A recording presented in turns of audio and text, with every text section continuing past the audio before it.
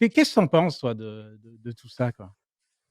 Ben, alors limite Breaking Bad, je trouve que c'est presque plus révélateur que Les Sopranos, parce que Les Sopranos, en fait, tu commences avec un type qui est déjà un gangster, qui est déjà dans la mafia.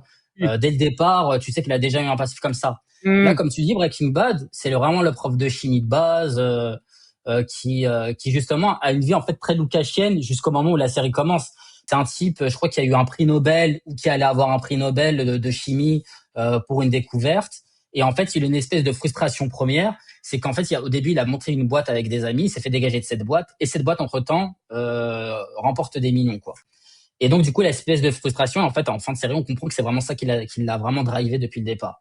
Et donc, tu as ce type-là qui vit une vie très lucasienne, parce que, comme tu dis, il a deux boulots, il a le poids du monde sur ses épaules, il assume tout ça, etc. Et là, à un moment donné, tu as un type parce qu'il a le potentiel à un moment donné qui se met à céder à ses pulsions. Bon, il a le coup de pouce, mais en fait, tu te rends compte que c'est qu'un déclencheur qui est l'apparition d'un cancer.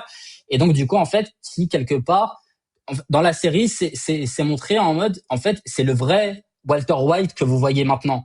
Jusqu'à maintenant, c'était un mec frustré, etc., qui se cachait. Et là, maintenant, c'est le vrai type, c'est le vrai Walter White. Et donc, du coup, on a ce personnage de Walter White qui cède totalement à ses pulsions et qui, à un moment donné, en fait, au fur et à mesure de la série, on s'en rend compte,